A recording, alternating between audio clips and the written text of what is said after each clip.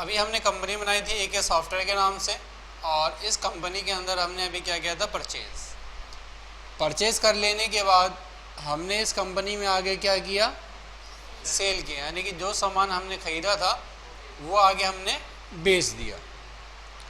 ठीक है, अब इसके बाद हमें क्या करना है, परचेज़ सेल के बाद आप देखोगे तो आपको आगे दिखाई देता है सेल रिटर्न,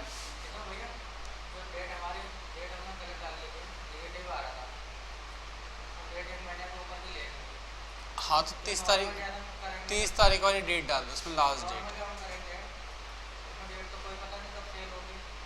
उसमें डेट आपको दी रहेगी ना, जैसे कि आज क्या चल रहा है, आज हैगा 7 मार्च, और आपकी कंपनी पहले से बनी होगी तो वहाँ पर आपने क्या कर रखा होगा, बिजी को परचेज़ कर रखा होगा। परचेज़ करेंगे तो उसमें हम डेट को चेंज कर सकते हैं, और जो उसके अंदर एक ही डिफरेंस रहता है आपका, बाकी आप काम तो सब सेम वही होगा, सिर्फ एक राइट नहीं रहता कि आप डेट नहीं जान सकते। अगर डेट का भी राइट मिल जाएगा तो सॉफ्टवेयर कोई परचेज़ नहीं करेगा। ठीक है, तो इसलिए यहाँ पर आपको डेट क्या है, 30 अप्रैल तक डाल देनी। जब 5 तक रहेगा तो आप उसमें अप्रैल मंथ सेलेक्ट करो, और जब लास्ट में जैसे मई आ जाए तो उसकी सारी एंट्री फिर 30 अप्रैल में डालो। ठीक है, तो अभी देखिए यहाँ पर जैसे दिया गया है, अभी आपने क्या किया, परचेज़ किया, और परचेज़ कर लेने के बाद आपने सेल कर दिया। सेल के बाद आपको नीचे दिखाई देता है सेल रिटर्न, और फिर उसके नीचे आपको दिखाई देता है क्या, परचेज रिटर्न। सेल रिटर्न क्या होता है आपका, सेल रिटर्न होता है आपका जो सामान आपने बेचा था कस्टमर्स को, वो सामान कस्टमर्स ने आपको लाकर वापस कर दिया, तो यह कहलाता है आपका क्या, यह कहलाता है आपका सेल रिटर्न। यानी कि जो माल बेचा वो वापस आ गया, ये है आपका सेल रिटर्न। उसके बाद नीचे आपको दिखाई देता है परचेज रिटर्न। परचेज रिटर्न का मतलब है कि आपने जो परचेज किया था वो हमने वापस कर दिया। अब हाँ, कोई भी रीज़न हो सकता है वापस करने का, या तो ख़राब निकल गया, या फिर उसके अंदर उसके रेट ज़्यादा भेज दी लगाकर, तो हम भी तब भी वापस उसको कर सकते हैं यहाँ से। ठीक है, तो इसकी एंट्री कैसे पास करेंगे आप, हम वो देख लेते हैं। जैसे कि हम पहले परचेज़ निकालते हैं। परचेज़ जैसे हमने किया था किससे, आशीष से, तो मैंने यहाँ पर नाम डाल दिया आशीष, और इसका वाउचर नंबर 112 था तो 112 डाल दिया। और कह रहा है क्या वापस किया आपने आशीष को, तो मैंने कहा बिजी वन के 10 पीस वापसी कर दिए, और इससे मैंने परचेज़ किया था टैली वन, इसके मैंने 10 पीस वापस कर दिए। ठीक है, टोटल क्वांटिटी हमने क्या क्या वापस कर दी, बिजी और टैली, इन दोनों पीसों को हमने क्या कर दिया, वापस कर दिया। तो हम यहाँ पर क्या कर देंगे, इसको F2 से सेव कर देंगे। ठीक है, यह कहलाता है आपका क्या, ये है आपका परचेज रिटर्न। ठीक है, जो खरीदा वो हमने वापस कर दिया, रिटर्न कर दिया। अब इसी तरह से आपका क्या रहता है, सेल रिटर्न। अब सेल रिटर्न का क्या मतलब है, सेल रिटर्न का मतलब है जो हमने माल बेचा था वो माल कस्टमर ने लाकर हमको वापस कर दिया, तो ये हो जाएगा हमारे लिए क्या, सेल रिटर्न। तो सेल रिटर्न, इसको हम सेल रिटर्न को हम यहाँ पर क्रेडिट नोट भी कहते हैं, और परचेज रिटर्न को हम डेबिट नोट भी कहते हैं। ठीक है, और जनरली भाषा में लोग यहाँ इसको GR बोलते हैं, गुड्स रिटर्न। तो अब हम यहाँ पर करते हैं सेल रिटर्न। सेल रिटर्न में आए हम, अब हमने परचेज सेल किसको किया था, एक पार्टी थी हमारी AVS गारमेंट, इसको हमने क्या किया था, सेल किया था। तो हम यहाँ पर आगे एंटर करते हैं, और नीचे हम क्या डाल देते हैं, यहाँ पर बिजी वन, कितने पीस सेल का रिटर्न होगा आपके, तो आपने कहा 10 पीस आपके पास वापस आ गए। जो स्टॉक वापस आ जाएगा वो स्टॉक आप यहाँ पर डालकर इसको F2 से सेव कर दोगे, तो ये कहलाएगा आपका क्या, ये कहलाएगा आपका सेल रिटर्न। ठीक है, एंट्री सेम वैसे ही पास करनी है जैसे हमने परचेज और सेल करते वक्त करी थी, बस खाली इसकी लिस्ट भी आप यहाँ से देख लोगे, तो यहीं F5 बटन दबा दो, F2 कर दो, तो ये लिस्ट निकल के आ जाएगी आपकी सेल रिटर्न की, ठीक है। और अगर लिस्ट में जाके देखना है तो लिस्ट में भी जाओ, ओके करो, F2 बटन दबाओ तो यहाँ पर लिस्ट निकल के आ जाएगी कि आपने ये जो है सेल रिटर्न किया है, ठीक, क्लियर। उसके बाद अगर आपको परचेज रिटर्न की लिस्ट देखनी है तो परचेज रिटर्न में आना है और क्या देख लेना है, इसकी लिस्ट देख लेनी है। लिस्ट देखोगे, F2 बटन दबाओगे तो आपके पास यहाँ पर क्या निकल के आ जाएगी, इसकी लिस्ट निकल के आ जाएगी यहाँ पर। तो यह कहलाएगा आपका क्या, यह कहलाता है आपका परचेज रिटर्न। परचेज रिटर्न जब आप कर लेंगे, परचेज रिटर्न कर लेने के बाद आगे हम चलते हैं। आगे यहाँ पर आपको दिखाई देता है पेमेंट और रिसिप्ट। पेमेंट का मतलब होता है यहाँ पर देना, ठीक है, और रिसिप्ट का मतलब होता है लेना। अब पेमेंट किसको करनी है या रिसिप्ट किससे लेना है यहाँ पर। देखो बिजनेस में क्या होता है, जो हम सामान खरीदते हैं, खरीदने के बदले में हमको क्या देना होता है, उसके बदले में पेमेंट देनी होती है, पैसे देने होते हैं। इसी तरह से आगे नीचे दिखाई देता है आपका रिसिप्ट। रिसिप्ट का मतलब क्या होता है, जो हमने माल बेचा उससे हम क्या लेंगे, यहाँ पर रिसिप्ट लेते हैं यहाँ पर, ठीक है। तो यहाँ पर अब देखो क्या डालना है आपको, जैसे कि आपको दिया गया है नीचे क्या, अब आपको दी गई है कैश बुक। कैश बुक का मतलब क्या होता है, कैश बुक का मतलब होता है कि वो सभी ट्रांजैक्शंस या वो सभी लेन देन जो हमने किस में किया है, कैश में किया है।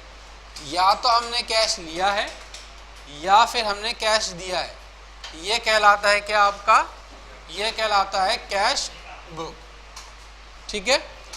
अब जैसे कि आपको यहाँ पर दिखाई देता है, क्या नाम है, कहता है आशीष।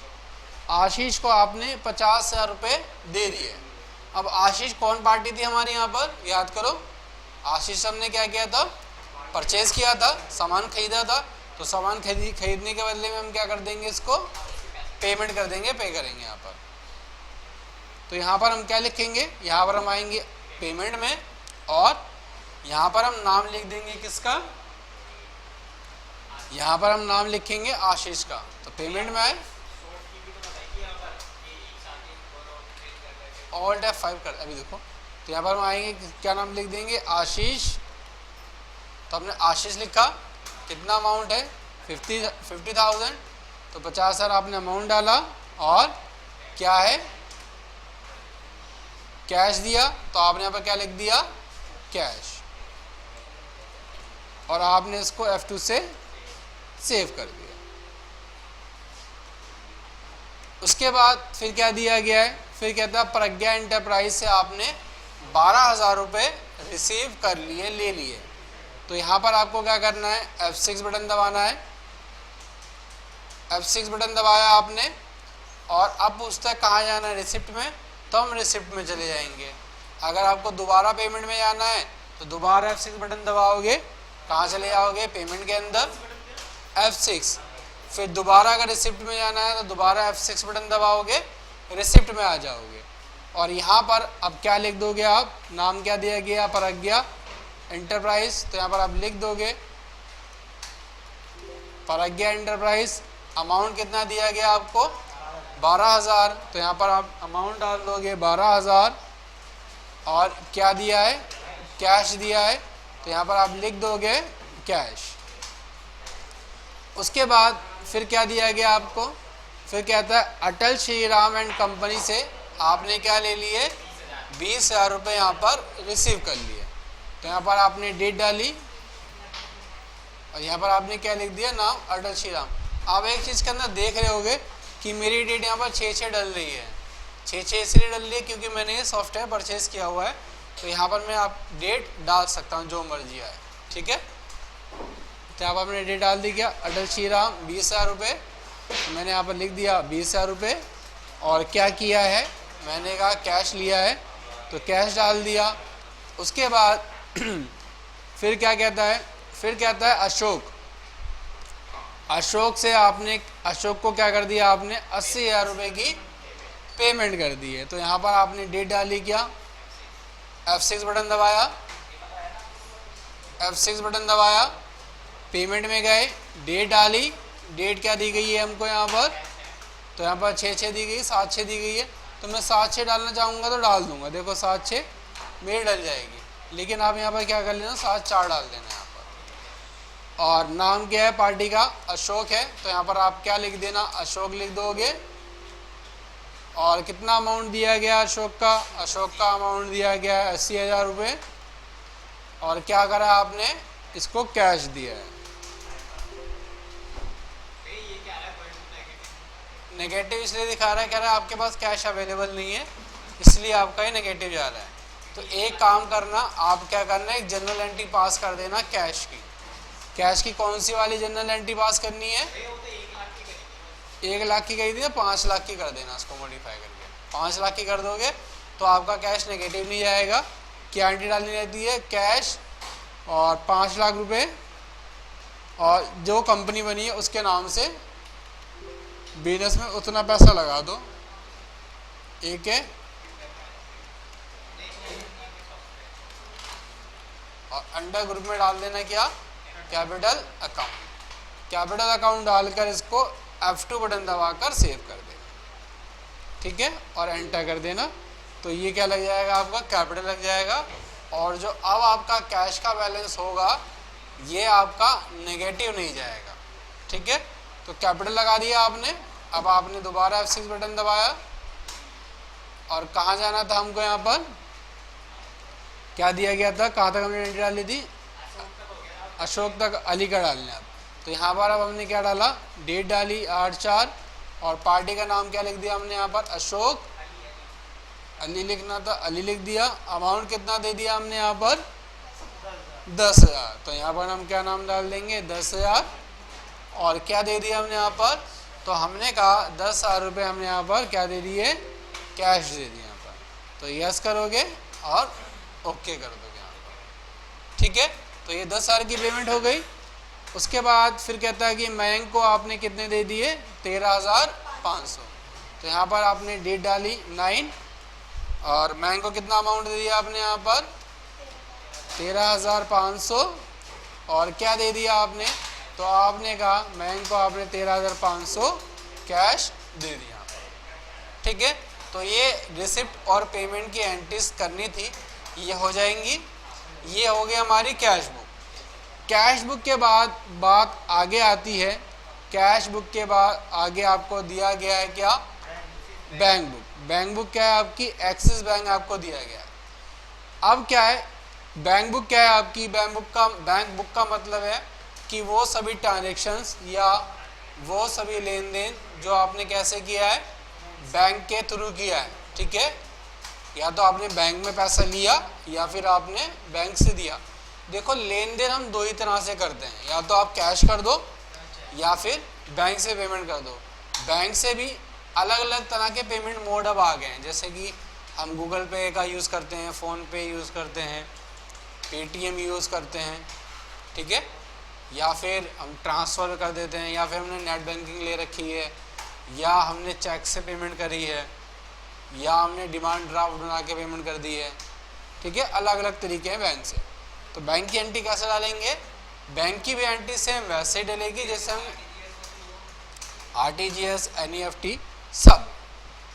तो यहाँ पर देखो पहली एंट्री क्या दी गई है, कहता है 1 तारीख की डेट में आपने आशीष को चेक दे दिया, कितने का, 1 लाख रुपए का। तो यहाँ पर हम लिख देंगे क्या, डेट क्या दी गई है, तो 1 तारीख डाल दी मैंने यहाँ पर, और यहाँ पर मैंने क्या नाम डाल दिया, आशीष। तो आशीष का नाम डाल दिया, कितने का चेक दिया, 1 लाख का।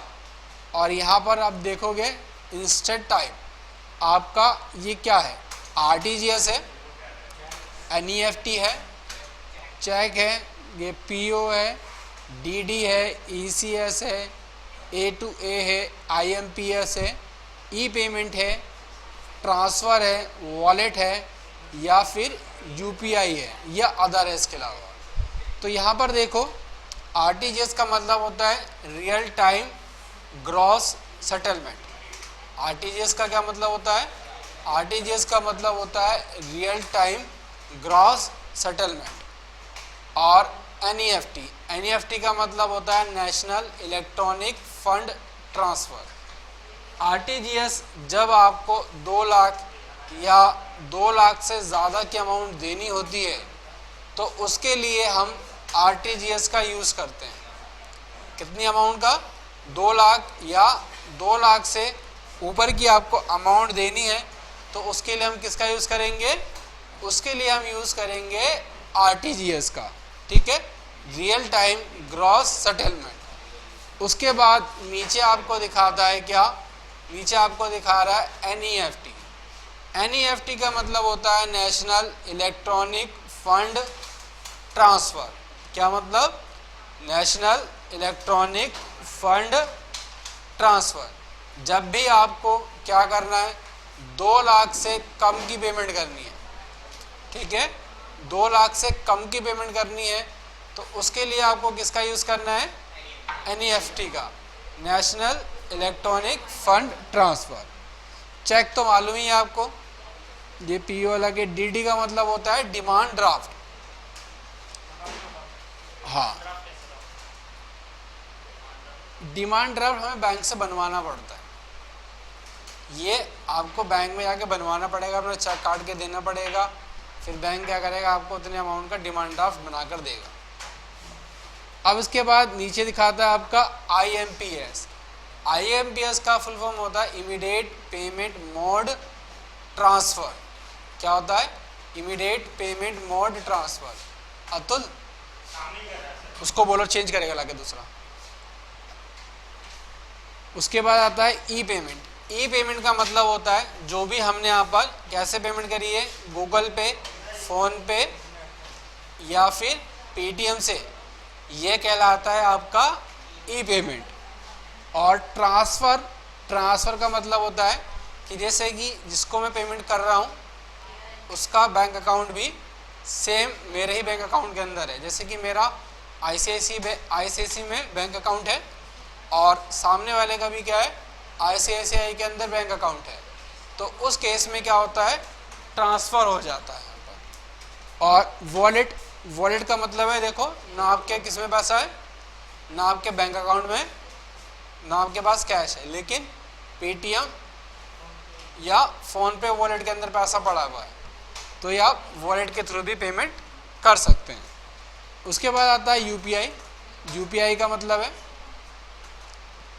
अगर यूपीआई से आपने पेमेंट करी है तो यूपीआई हुई, फ़ोन पे, पेटीएम, और कोई इसके अलावा अदर है तो यहाँ पर आप क्या रखेंगे?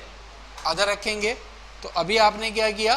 चेक था तो चेक डाला और चेक नंबर क्या दिया गया है आपको?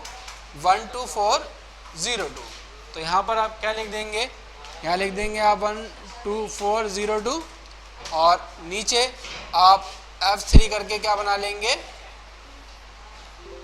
नीचे आप यहाँ पर F3 बटन दबाएंगे और बनाएंगे बैंक अकाउंट। क्या? Axis bank account. और कीबोर्ड ही चला रोमी? हाँ नहीं, यहाँ पर हम अपना बैंक अकाउंट बनाएंगे, ये वाला, क्योंकि ये हमारा बना नहीं होगा ना, तो यहाँ पर हम अपना बैंक अकाउंट डाल देंगे। हाँ, जिसकी कंपनी है उसका अकाउंट होगा।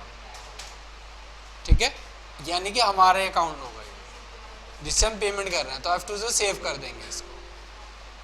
चेक नंबर डाल दिया, पेमेंट डाली और क्या कर दिया हमने? इसको सेव कर दिया। उसके बाद फिर आगे क्या दिया गया है? फिर कहता है कि आपने रिसीव कर लिया किससे?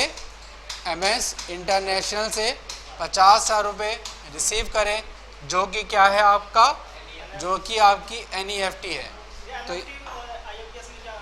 IMPS और NEFT में देखो फ़र्क ये है आपका, IMPS क्या है? हाथों पे पेमेंट आपके बैंक अकाउंट के अंदर आती है, जैसे कि हम गूगल पे या फ़ोन पे करते हैं।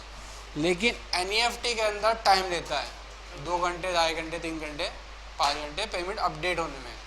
और IMPS में हाथों हाथ पेमेंट होती है, इधर करा और उधर अकाउंट के अंदर पहुंच गई। हाँ, IMPS। तो यहाँ पर आपने कितना किया? 50,000 रुपये। तो F6 से क्या डाला? रिसिप्ट है। और पार्टी का नाम क्या दिया गया है? MS international. तो यहाँ पर आपने डेट डाल दी 2, पार्टी का नाम डाल दिया MS इंटरनेशनल। अमाउंट कितना है 50,000 रुपये। और ये क्या है NEFT है तो NEFT।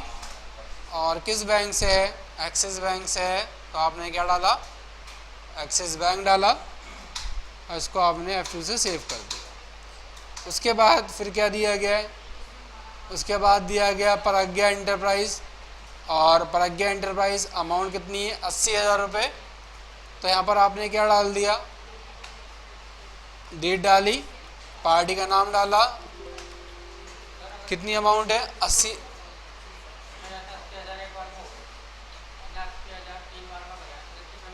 अस्सी हज़ार 3 बार में करें, जितनी पेमेंट आई है उतनी उतनी डालो। जैसे आपने कहा 80,000 3 बार में डाली है तो 3 बार में जो जो पार्ट है उतनी सिंगल सिंगल रिसिप्ट करो। जैसे एक बार डाल दिया इसने 20,000, फिर डाल दिए 20,000,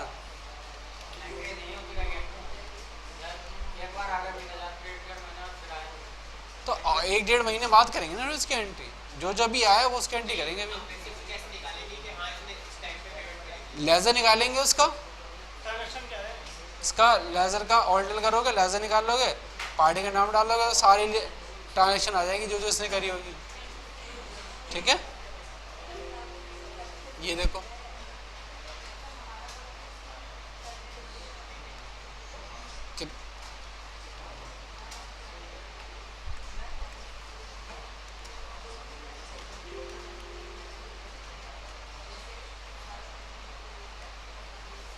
और ये क्या था, चेक था ना, चेक नंबर डाल देंगे यहाँ पर, क्या है 09124 091 412 और नीचे क्या डाल दिया आपने, एक्सिस बैंक डाल दिया, इसको सेव कर दिया। क्लियर है, सेव हो गया आपका। तो ये आपकी क्या एंट्री डल गई, ये एंट्री डल गई आपकी चेक की। अब उसके बाद कहता है फिर आपने क्या किया है, फिर हमने अशोक को पेमेंट कर दी कितने की, 1,34,000 रुपये की।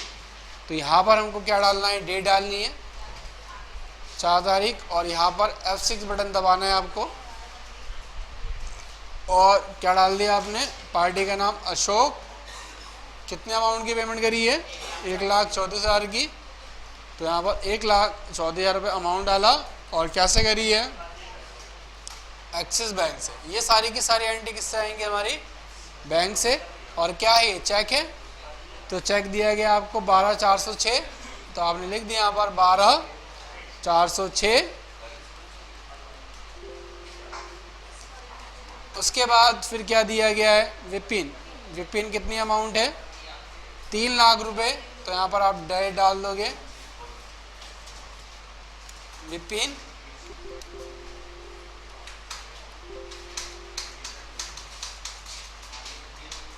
कितना अमाउंट दिया गया इसका 3 लाख रुपए। तो यहाँ पर आप लिख दोगे कितना, 3 लाख, चेक नंबर और क्या दिया गया 12,405। और कैसे दिया आपने, ये भी पेमेंट आपने जो करी है ये भी आपने एक्सिस बैंक के थ्रू पेमेंट कर दी है। इसको आपने सेव किया, यस कर दिया। देन उसके बाद क्या दिया गया है, फिर कहता है विमल को आपने कितनी अमाउंट दी है 4,50,000। तो यहाँ पर आपने डेट डाली और पार्टी का नाम लिख दिया विमल, 4,50,000। और कैसे दिया है, ये आपने दे दिया एक्सिस बैंक के थ्रू। और चेक नंबर क्या है इसका, चेक नंबर आपको दिया गया है 12,400। तो 12,400 डाला और इसको आपने सेव कर दिया। रोमी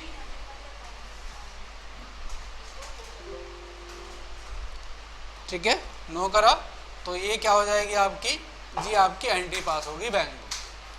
ठीक है, ये कर लोगे आप सभी।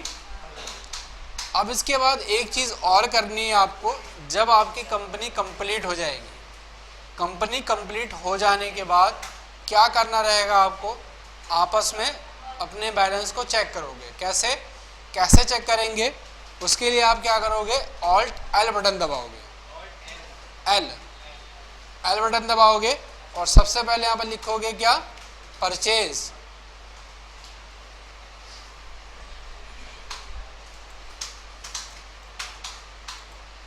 परचेज लिखोगे और टोटल परचेज निकाल लोगे जितनी आपने करी यहाँ पर, और कैसे मैच करोगे, परचेज का ये बैलेंस आपका मैच करना चाहिए जितनी की भी आपने परचेज करी है। उसके बाद निकाल लोगे यहाँ पर क्या, सेल्स, और F2 बटन दबाओगे तो सेल्स का ये बैलेंस मैच करना चाहिए आपका, ठीक है। उसके बाद फिर निकालोगे क्या, कैश, कैश लेजर का बैलेंस मैच करना चाहिए आपका। उसके बाद निकालोगे यहाँ पर ही बैंक, बैंक का बैलेंस मैच करना चाहिए आपका। उसके बाद ये सब जब हो जाएगा, उसके बाद आओगे डिस्प्ले में फाइनल रिजल्ट के अंदर और आओगे यहाँ पर update balance sheet stock, yes F2 करोगे और आपकी यहाँ पर क्या होनी चाहिए, बैलेंस शीट भी मैच होनी चाहिए, दोनों अमाउंट आपके बराबर आने चाहिए। यहाँ पर इसमें माइनस में दिखाना है, ठीक है, आपस में मैच करोगे कि बैलेंस सही आ रहा है नहीं आ रहा है, यहाँ पर बैलेंस क्लियर है। तो ये काम आपको इस तरह से करना है। और अभी किसी कोई चीज़ में डाउट है तो पूछो।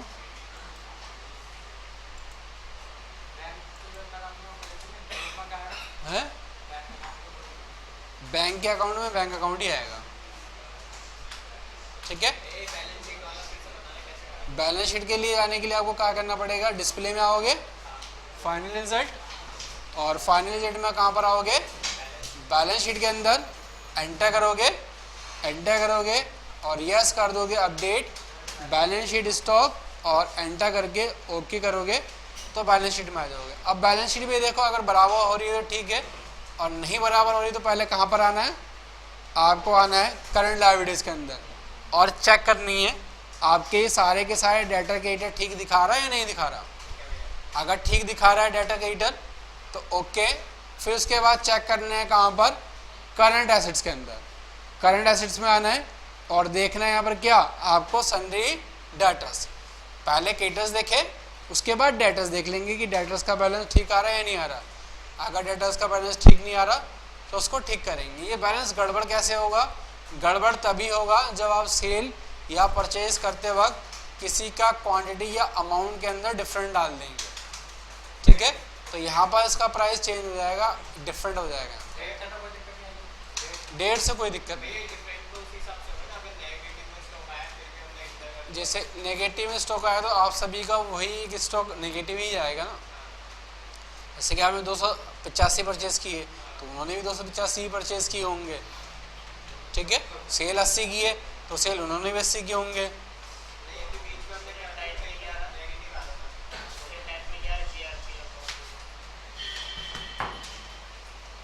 ग्रुप है, ये ग्रुप बना रखा है, इसके अंदर 2 अकाउंट डाल रखे हैं, रिक्की और ये डायरेक्ट अकाउंट के अंदर है, ठीक है, क्लियर है। तो इस तरह से आपको ये चेक करना रहेगा। अभी इसके अंदर तो ऑटोमेटिक बनानी पड़ेगी, बैलेंस शीट ऑटोमेटिक बनती है, बस ये उसके अंदर कुछ चीज़ें फाइनलाइज करनी पड़ती है हमको 31 मार्च, ठीक है, क्लियर है। तो ये काम करना था आपको, बाकी कल आप सभी का ऑफ रहेगा, परसों क्लास मैं अपलोड कर देता हूँ यूट्यूब पर, देख लेना वहाँ से,